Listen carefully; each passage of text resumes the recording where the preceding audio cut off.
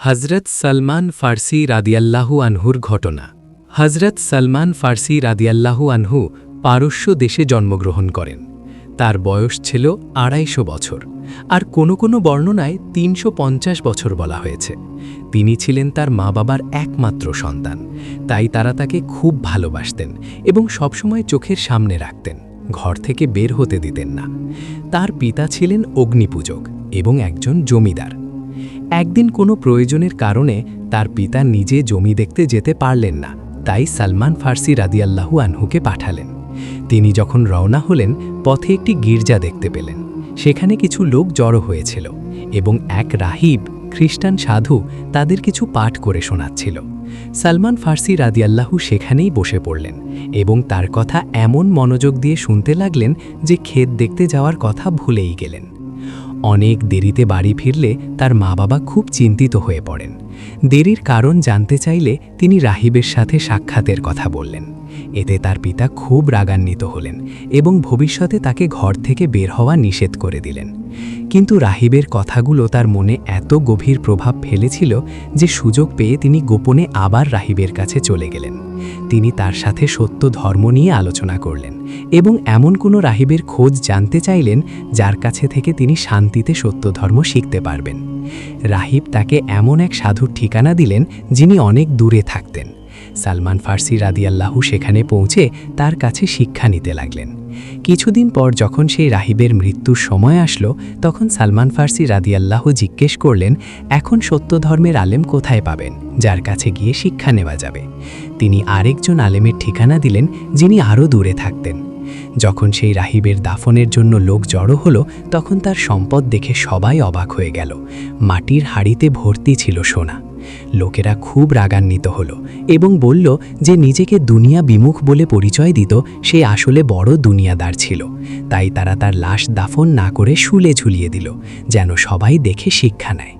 এরপর সলমান ফার্সি রাদিয়াল্লাহু তৃতীয় রাহিবের কাছে গেলেন এবং সেখানে দীর্ঘ সময় শিক্ষা গ্রহণ করলেন। যখন তার মৃত্যুর সময় এলো, তখন সলমান ফার্সি রাদিয়াল্লাহু আবার জিজ্ঞেস করলেন, এখন সত্য ধর্মের আলেম কোথায় পাব? তিনি বললেন, এখন পৃথিবীতে সত্য ধর্মের কোনো আলেম আমার জানা নেই, তবে এক নবী জন্ম নেবেন যিনি এমন এক দেশে হবেন যেখানে প্রচুর খেজুর বাগান থাকবে। তোমাকে সেখানেই যেতে হবে। খোঁজ নিয়ে জানা গেল যে প্রচুর খেজুর বাগান রয়েছে আরব দেশের মাদিনা ও খাইবার এলাকায়। তাই সলমান ফার্সি রাদিয়াল্লাহু আরবের দিকে যাওয়া এক কাফেলার সাথে রওনা হলেন। কিন্তু কাফেলার লোকেরা তার সাথে প্রতারণা করল এবং তাকে দাস বানিয়ে এক ইহুদির কাছে বিক্রি করে দিল। কিছুদিন পর আরেক ইহুদি তাকে কিনে নিল, যে ছিল বানু কুরাইজা গোত্রের। সে মাদিনার পাশে একটি জনপদে বাস করত। সেখানে তিনি দীর্ঘ সময় থাকলেন। এই সময় তিনি শুনতে পেলেন যে মাদিনায় একজন নবী আগমন করবেন। মানুষ প্রতিদিন সকালে শহরের বাইরে গিয়ে তার অপেক্ষা করত এবং ফিরে আসত। অবশেষে রাসূলুল্লাহ সাল্লাল্লাহু আলাইহি ওয়াসাল্লাম মাদিনায় আগমন করলেন। সলমান ফার্সি রাদিয়াল্লাহু তার রাহিব শিক্ষকদের কাছ থেকে শেষ নবীর কিছু নিদর্শন শুনেছিলেন। ১. তিনি সাদকা গ্রহণ করবেন না। ২. তিনি হাদিয়া গ্রহণ করবেন।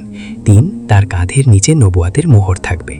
একদিন সুযোগ পেয়ে সলমান ফার্সি রাদিয়াল্লাহু খেজুর নিয়ে রাসূলুল্লাহ সাল্লাল্লাহু আলাইহি ওয়াসাল্লামের কাছে হাজির হলেন এবং বললেন, এগুলো সাদকা। রাসূলুল্লাহ সাল্লাল্লাহু আলাইহি ওয়াসাল্লাম হাত সরিয়ে নিলেন এবং বললেন, আমরা সাদকা খাই না। তিনি খেজুরগুলো ফিরিয়ে নিলেন। অন্য একদিন আবার খেজুর নিয়ে এসে বললেন, এগুলো হাদিয়া। তখন রাসূলুল্লাহ সাল্লাল্লাহু আলাইহি ওয়াসাল্লাম নিজে খেলেন এবং উপস্থিত সাহাবীদেরও খাওয়ালেন। এরপর তিনি নবুয়াতের মোহরও দেখে নিলেন। সব নিদর্শন মিলিয়ে তিনি নিশ্চিত হলেন যে তিনিই সেই শেষ নবী। তখনই তিনি ইসলাম গ্রহণ করলেন। কিছুদিন পর তিনি তার মালিককে বললেন তিনি যেন তার মুক্তির মূল্য নির্ধারণ করে দেন। মালিক বলল, ৯০ উকিয়া রোপা দিতে হবে এবং একটি খেজুর বাগান লাগাতে হবে। যখন সব গাছে ফল ধরবে তখন তুমি মুক্ত হবে। সলমান ফার্সি রাদিয়াল্লাহু এই কঠিন শর্ত মেনে নিলেন এবং সব কথা রাসূলুল্লাহ সাল্লাল্লাহু আলাইহি ওয়াসাল্লামকে জানালেন। নবীজি সাল্লাল্লাহু আলাইহি ওয়াসাল্লাম সাহাবাদের বললেন, চলো তোমাদের ভাই সালমানের সাহায্য করি। সবাই মিলে বাগানে খেজুর গাছ লাগাতে লাগলেন। সাহাবারা চারা এনে দিতেন আর রাসূলুল্লাহ সাল্লাল্লাহু আলাইহি ওয়াসাল্লাম নিজ হাতে গাছ লাগাতেন। একবার হযরত ওমর রাদিয়াল্লাহু আনহু একটি গাছ নিজ হাতে লাগিয়ে ফেললেন। বাগান পূর্ণ হলে সবাই ফিরে গেলেন। 1 বছর পর দেখা গেল সব গাছে ফল এসেছে, শুধু একটি গাছে ফল আসেনি। রাসূলুল্লাহ সাল্লাল্লাহু আলাইহি ওয়াসাল্লাম জিজ্ঞেস করলেন, কেন এই গাছে ফল নেই? হযরত ওমর রাদিয়াল্লাহু আনহু বললেন, এই গাছটি আমি লাগিয়েছিলাম, নবীজি সাল্লাল্লাহু লাগাননি। তখন রাসূলুল্লাহ সাল্লাল্লাহু আলাইহি ওয়াসাল্লাম সেটি তুলে নিজ হাতে লাগিয়ে দিলেন। সেই বছরই গাছটিতেও ফল এলো এবং একটি শর্ত পূরণ হয়ে গেল। এরপর রাসূলুল্লাহ সাল্লাল্লাহু আলাইহি ওয়াসাল্লাম সাহাবাদের বললেন, সালমানকে সাহায্য করো। সবাই মিলে রূপার টাকা জোগাড় করলেন। সালমান ফার্সি রাদিয়াল্লাহু টাকা দিয়ে মুক্ত হলেন এবং ইহুদির দাসত্ব থেকে মুক্তি পেলেন। এই ঘটনার সনদ নির্ভরযোগ্য। এই ঘটনা থেকে প্রমাণিত হয় যে আগের কিতাবগুলোতে শেষ নবীর আগমনের কথা ছিল, যা আহলে কিতাবের আলেমরা জানতেন। সেই নিদর্শনগুলো দেখেই সালমান ফার্সি রাদিয়াল্লাহু, যিনি বহু বছর ইহুদি ও খ্রিস্টান আলেমদের সাথে থেকে তাদের ধর্ম ভালোভাবে জানেছিলেন এবং সত্য ধর্মের সন্ধানে ঘুরে বেরিয়েছিলেন, অবশেষে ইসলাম গ্রহণ করেন।